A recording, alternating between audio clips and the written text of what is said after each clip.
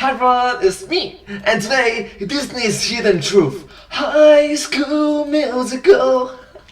Oh my god, classic. I'm just gonna come right out and say it. Zac Efron, you stole my career, sir. It should have been me as Troy Bolton in High School Musical. We both dance, act, and sing, except one of us doesn't need to use auto-tune. We both Oh, snap. performed as kids, we were both born less than a year apart, and we can both rock the short and long hairstyles. I mean, look at that steely gaze. We are exactly the same. Well, he have a 6-pack abs. Is it 8-pack abs? And last I know you are a bad boy. We are mostly the same.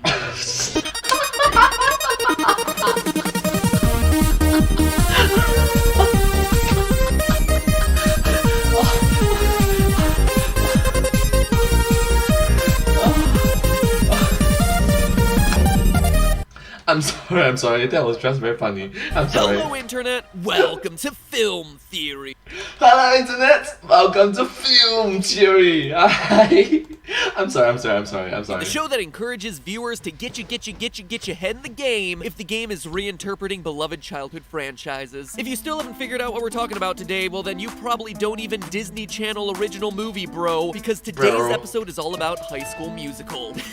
High School Musical. That's right, here on Film Theory, we only tackle the freshest, hottest made-for-TV movie series that haven't seen an installment in nearly a decade. Unless you count Sharpay's Fabulous Adventure, which I obviously do. But in all seriousness, when I was still acting in theater, I was in a big regional production of High School Musical as Troy's understudy, and that gave me plenty of time to overthink the plot in between bouts of icing our vocal cords. This kind of thing was my life when I was a teenager. Musicals, theater, show choir, you name it. If there was a chance for me to perform on stage and not have to interact with the popular people, well, boy howdy was I involved. And after spending so much time studying the show, I've always had a bone to pick with HSM. Well, a few bones actually, because there is no way Juilliard is really gonna send acting scouts to a random public high school in Albuquerque to watch a show written by a student. Anyway, the main bone I'm here to pick is this. The movies bend over backwards trying to convince you that Sharpay, the quote-unquote spoiled rich theater diva, is the villain of these stories, but she's not. In fact, when you stop and actually look across the entire series, Sharpay is like the only one with redeemable qualities. You hear that, Vanessa Hudgens and Zac Efron? Your empire of fame is built on lies. Lies, I say. You think this is all just a chip on my shoulder? Well, let's look at the evidence and bop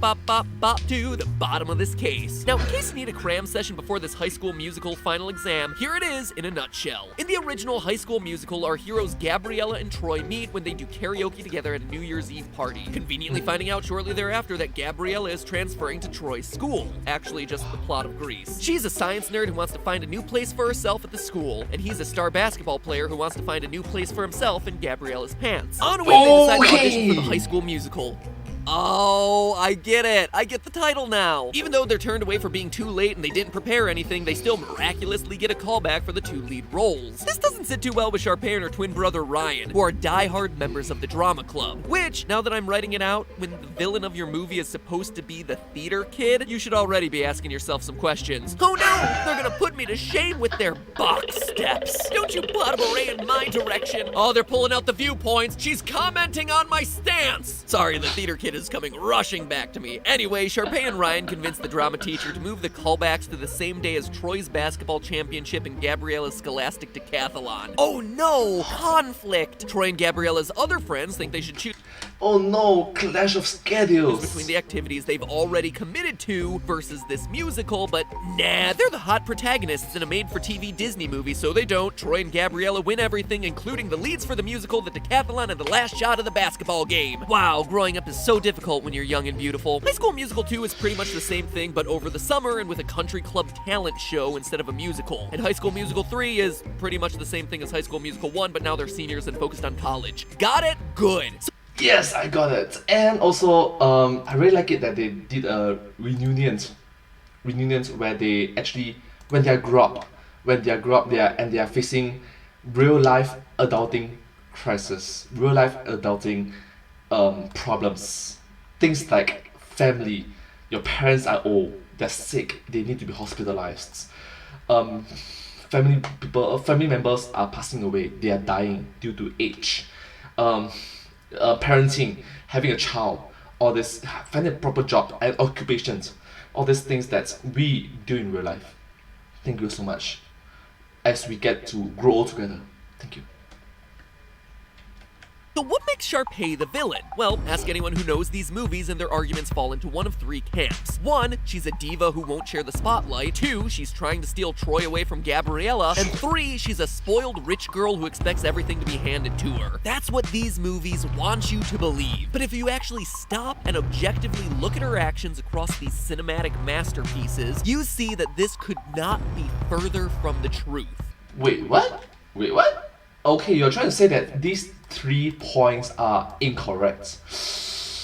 I'm doubting what you're trying to say. Complaint number 1, Sharpay is a diva who won't share the spotlight. Very early on in the first High School Musical, we established that Sharpay is super mean. Just look at this conversation. Oh, were you going to sign up too? My brother and I have starred in all the school's productions, and we really welcome newcomers. There are a lot of supporting roles in the show. I'm sure we can find something for you. Alright, so there's definitely a tone issue, but let's think about what she's actually saying. She isn't discouraging the pretty new girl from auditioning. In fact, she even says that they welcome new people into the club, going so far as to say that there's lots of roles, so she'd be likely to get one even if Gabriella's a complete noob to performing on stage. Which, let's not forget, she absolutely is. This girl is so inexperienced that she freezes up at the freaking audition. I can't do it, Troy.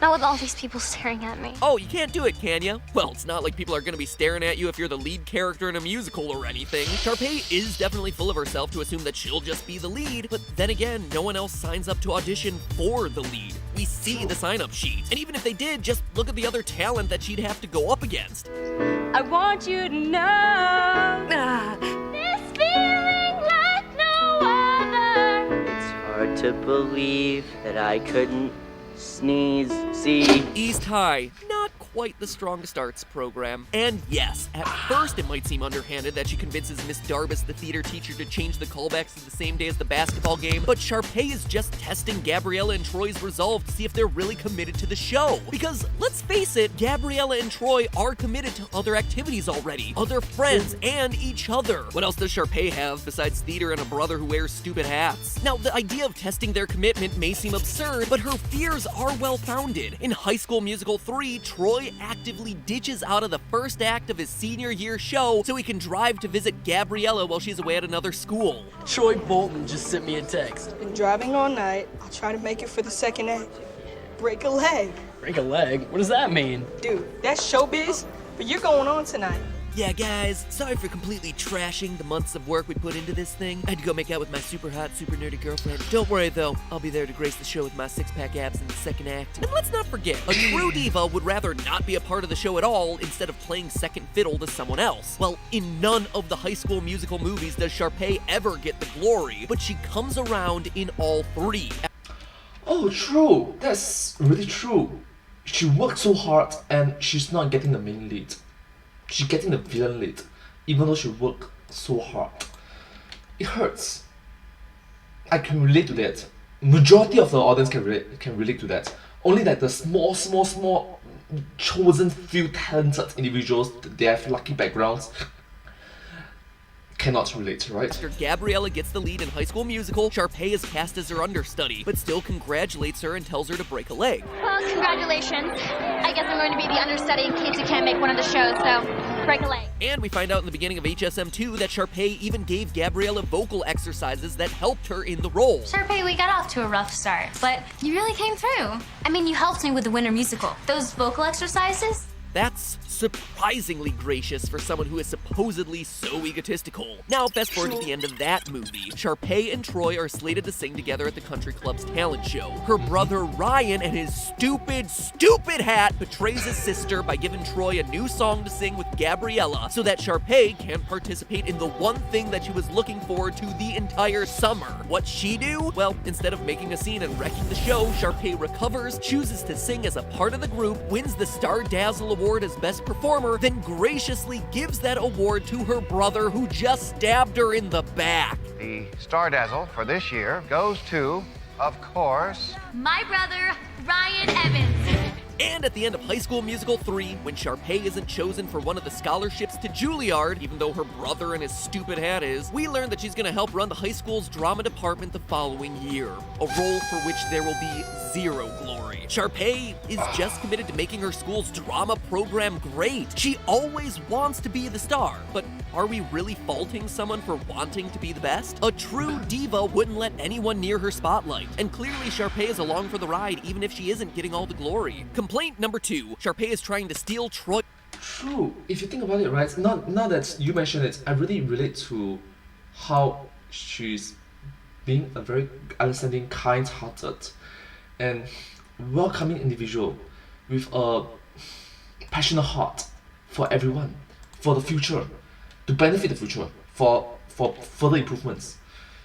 I can stand by her. Away from Gabriella. So perhaps a bigger sin of Sharpay's is that she has goals to date Troy, who is sometimes happily in a relationship with Gabriella. So what nefarious deed does she do to win him over? Does she kiss him? Does she push Gabriella off a cliff? Does she drug him and shave off that mop of hair so she can swim deeper and deeper into his cool blue winter crystal-like eyes?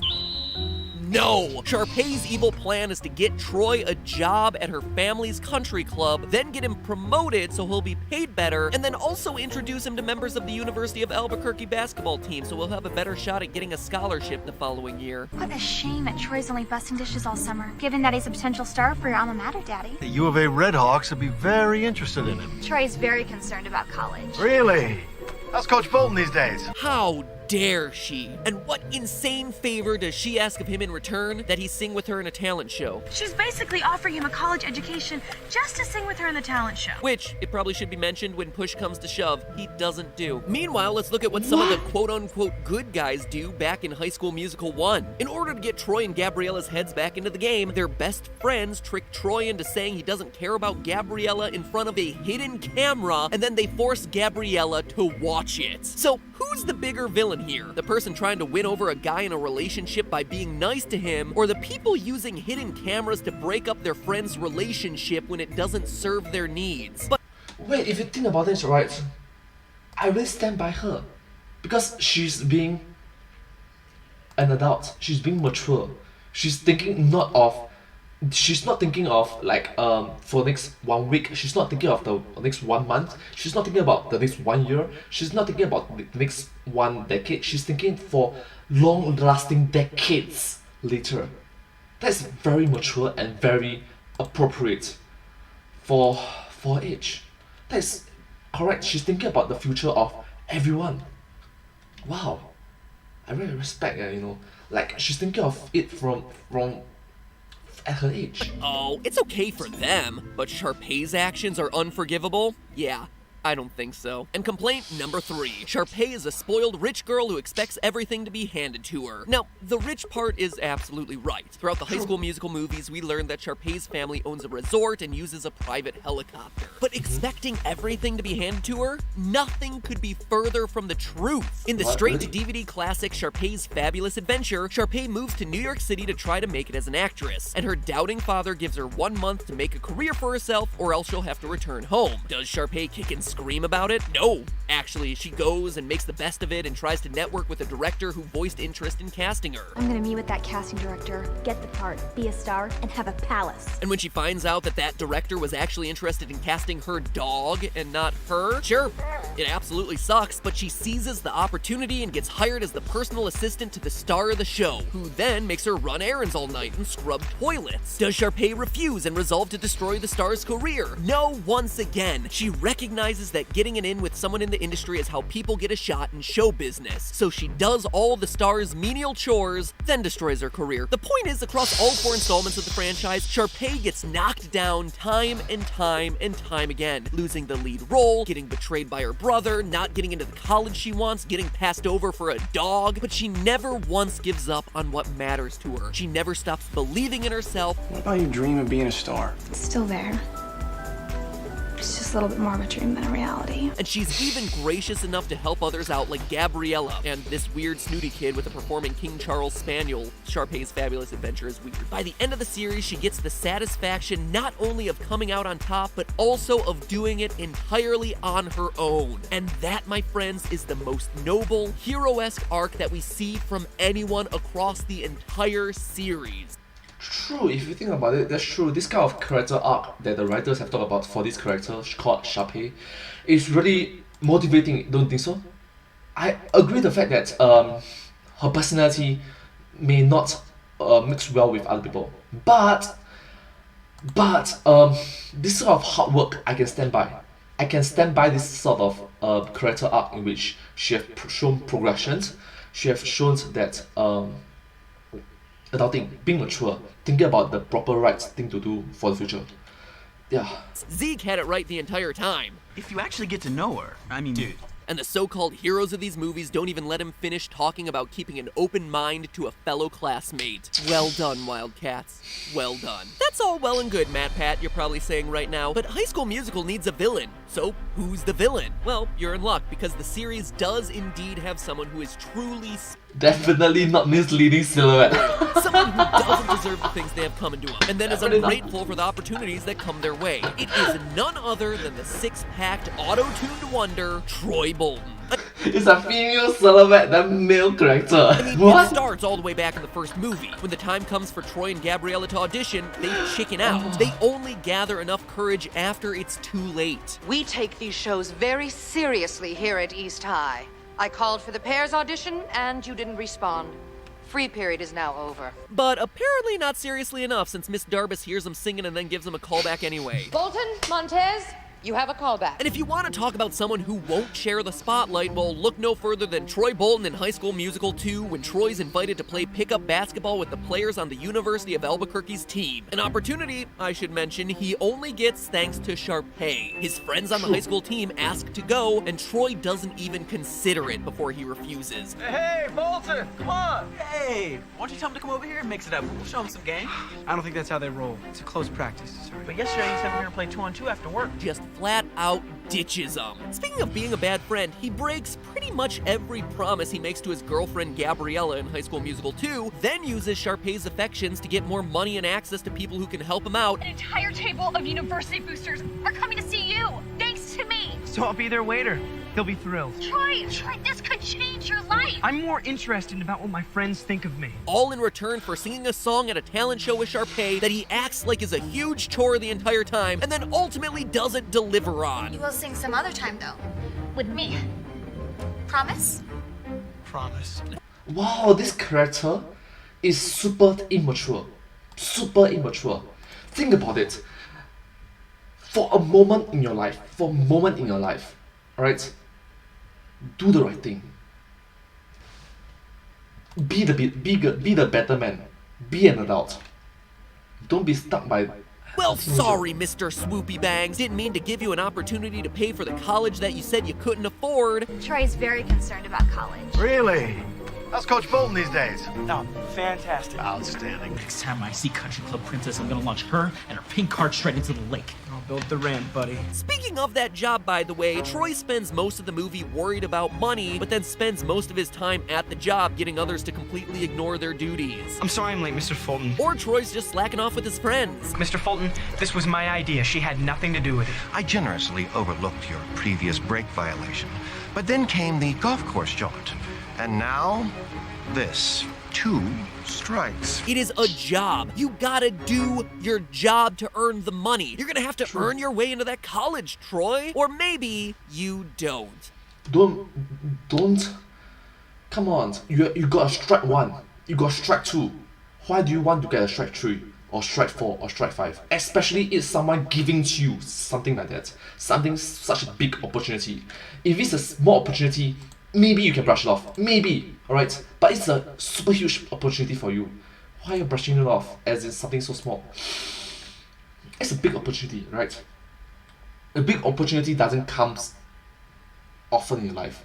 small opportunity does, but big opportunity don't. Because life hands Troy Bolton whatever the F he wants. At the end of High School Musical 3, it's announced that Troy will attend UC Berkeley because he chooses basketball. But I've also chosen theater. Yeah, Troy, are they letting you play basketball at Berkeley? Who did your coach father have to pay off to make that one happen? Because UC Berkeley is a big-time Division I sports school, which, for everyone who doesn't talk sports, translates to these guys are serious about their athletics. In the 2017-2018 college basketball season, no starting player on the UC Berkeley team is shorter than 6'3". Wow. Zac Efron is 5'8". He is shorter than me. Which begs the question, how is Troy Bolton, the theater basketball double threat, able to manage that? Could it be just because things are handed to him? His spot on the basketball team, his job at the country club, and let's not forget that he never even formally auditioned for the show in the original High School Musical. If you're looking for somebody to hate these movies, maybe look away from the hard-working rich girl and look a bit more at the popular kid who always gets whatever he wants, whether he deserves it or not. That's true. He wants to go to UC Berkeley with that height is nearly impossible, especially in the sports of basketball. Like, he is shorter than me, and I feel short in front of those numbers. I see 6'3", 6'4", 6'5". My gosh, I'm about 6'2", and I feel short. I guess good things come to those with abs. I'm gonna start doing some crunches. But hey, that's just a theory. A film theory. And you know, as hard as I tried, I couldn't figure out how to prove that High School Musical was in the same universe as Breaking Bad. Even though Gabriella is a science whiz who has been moving every year and might be being chased by the DEA or Gus Fring's daughter or something. Hey, if you can make an airtight connection, let me know, because that would be the best theory ever. High School Musical is the prequel to Breaking Bad? In the meantime, hit the subscribe button to ensure that you get more theories sent to your door that'll ruin your childhood. You can bet on it. Bet on it. Subscribe. Bet on it. Bet on me. And if you want more Disney ruined for you, well then check out how Moana and Maui are secretly related, along with their pig. That is the box to your left. Now, if you'll excuse me, I do really need to do those crunches. Let's do some crunches. Let's keep fit and healthy and stay strong, especially during this global pandemic. Please stay strong and stay healthy. Stay safe. Thank you so much. And yeah, if you do like this video, please remember to like, share and subscribe to my channel and comment down below if you have any share with us. Don't forget to follow my channel, and I hope to see you in my next video. Sincerely appreciate all of your support and encouragement. Very grateful for your motivating and uplifting words. And last but not least, ending statement is that I really in this point after watching this video, I stand by what MatPat has to say about what Shepay have to mention. She's mature, she thinks about it on the long term, and yeah, she's quite hardworking. Really like this kind of character development over time, over these multiple different films, videos, movies. And I genuinely hoped that just like her, my hard work can pay off in my channel as well. Hopefully lah. I'm sorry. Oh my god, why am I crying? Alright, okay. We got. Alright, anyways, let's do ending. Right. Thank you so much for watching this video, and I hope to see you all in my next video. But hey, that's just a theory. A film theory, and cut.